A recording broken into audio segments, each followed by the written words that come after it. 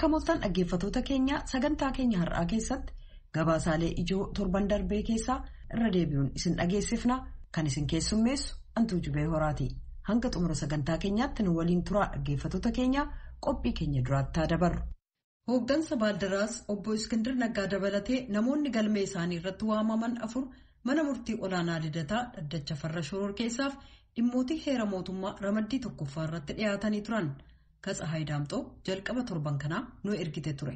Har'a obbo Iskindir Naggaa fi namoonni galmee isaanii irratti waamaman 3 mana murtii olaanaa federaalaa Lidataa dhaddacha farra shoror keessaa fi dhimmoota heera mootummaa ramaddii tokkoffaatti kan dhiyaataniif himata abbaan alangee isaan irratti baneen ragaalee dhageessaa ture keessaa kanneen hafan akka dhagahamaniif ture jechuun ibsaniiru abukaatoon himatamtoota.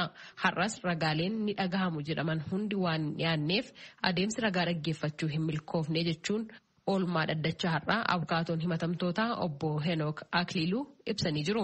አካባቢ ከዚህ በፊት አቅርቦት የነበረው በችሎቱ ስሙ ተመዝግቦ በአካል ቀርቦ የነበረው ምስክሩ አልመጣም። ይህንን በተመለከተ ከአዲስ አበባ ውጭ ናቸው ማሰማት አንፈልግም ብሎ አካባቢ ክሳቸውን አሰናብቷቸዋል። ረጋን አባን አለንጋ ከናን ዱራ ዴሴ ቱሬ dhaddacha irrattis dhiyaatee maqaan isaa galmaa'ee kan turee fi kan qaamaan dhiyaatee ture harreen dhufne waa'ee ragaa kanaa ilaalchisuun abbaan alangaa hin dhiyaanne haala yeroo ammaa wal qabatee magaalaa Finfinneen alatti argamu kanaaf isaan hin barbaadu jechuun geggeesseera abbaan alangee. Ragaan tokko immoo poolisiin ajaja mana murtii kan ragaaf ittiin waamaman argee mallatteessisee itti kenneera.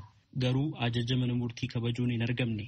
Ragaa inni sadaffaa immoo poolisiin hin arganne jechuun ibse abbaan alangaa. Gama himatamtootaatiin obbo Iskindir Naggaa kanaan dura ajaja manni murtii dabarse maatii koo biyya alaa jiran torbanitti guyyaa tokko bilbilaan akkan isaan dubbisu jedhame manni sirreessaa naaf hin raawwanne jechuun manni murtii dhimma kana irratti murtii naaf haa kennuu jechuun gaafatanii jiru. Manni murtii dhimma kana abukaatotatti akka dubbannuuf nuuf eeyyameera. Nutis abbaan alangaa irra deddeebiin ragaa akka dhiyeeffatuuf carraa kennameef dhiyeessuu hin dandeenye.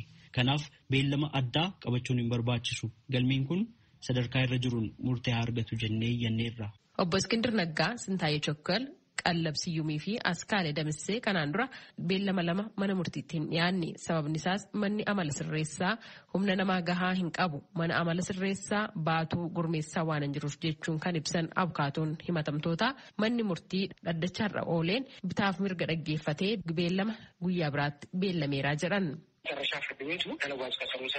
Dhuma irratti manni murtii beellama guyyaa biraatti beellame.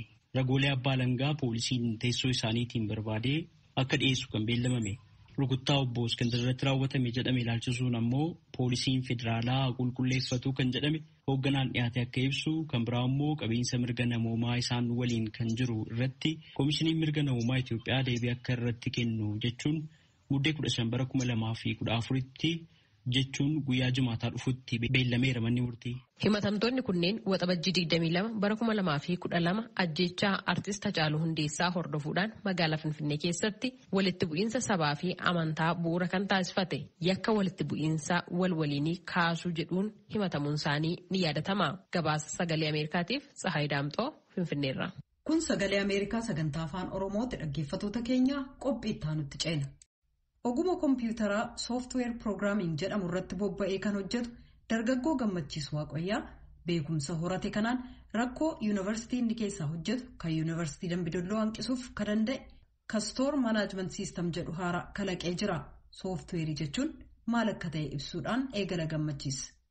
Sooftiweerii jechuun hojii kan salphisu jechuudha. Sooftiweerii jechuun amma siistamii baankii. Sooftiweeriidha, siistamii kiliinikaa akkas waan baay'ee jira. Kana irratti hojii salphisuudha hojiin sooftiweerii.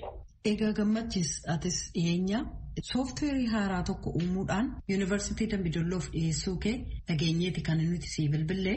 Sooftiweerii attamiiti kanitti hojjettee attamiin yuunivarsiitii kana fayyada? Sooftiweeriin kaampaasii kanaaf hojjettee kan istoorii waa'ee istoorii irratti jechuudha. Inventarii istoorii. Kan jeneraal istoor jedhamee waamamu. Meeshaan mana barumsaa sun itti kuufamuu jechuudha waan akka laaptooppii jira, deeskitooppii, barcuma irra taa'anii waanuma bibbitamee dhufu sana kuusanii kaa'uu jechuudha. Mana istoorii jechuun isa kanadha. Siistema kana immoo hojjechuuf kan nu kakaase maaloodha. Istoorii kana keessa mi'a fidanii galchuudhaaf ganaa waraqata irratti galmeessuudha waan meeqa jira. Waraqata irratti galmeeffama. deebi'ees immoo dhaqanii mi'a sana istoorii sana keessaa baasuudhaafi adeemsa baay'ee keessa deemamee raawwatee ergii namni gara aangoo irra jiru ajajeetu eeyyamameetii raawwatee harka isaa keessaan ga'ataa jechuudha hojjetaan reefuu kaampaasii sanatti qacaran tokko. Isa kana adeemsa yeroo gabaabaa keessatti akkaataa itti namni sun qodaa sana argachuu danda'u deebi'ees immoo yeroo barumsaaf iddoo biraa deemu siistemuma kana fayyadamee deebisaa jechuudha. www.universitystore.com jedhee galee siistema kana fayyadamuu danda'a jechuudha. Siistema kana yeroo fayyadamu immoo mi'a istoorii keessatti bitamee galmaa'ee jiru tokkos karaa sana ilaaluu danda'a jechuudha. Egaan hojjetaan haaraan yuunivarsiiticha dhufee meeshaa ajajate kana qaamni eeyyamuufoo akkamitti argata? Rikweesti kan jedhu botaniin tokko fuuldura kaa'amee jira. Rikweesti kan jedhu kana gaafa inni kilik godhu to'ataa isaa kan ta'e daayirektara jalatti galmaa'ee jiru sanaa dhaqa. Daayirektarri sun immoo top maneejmentii warra jedhaman warra isarra jiranitu gaafata eeyyama akka namicha kanaa kennamuuf. Kanaan booddee qaamni olaanu sun ergii wanta sana ilaalanii abbuuf ergii isaan godhaniitu namni kun argachuu danda'a jechuudha. Egaan sooftuweeriin kun hojii akkasii ergiin hojjeta ta'ee meeshaa ajajate yookaan hojjetaan tokko meeshaa gaafate sana argachuusaa akkamittiin bara?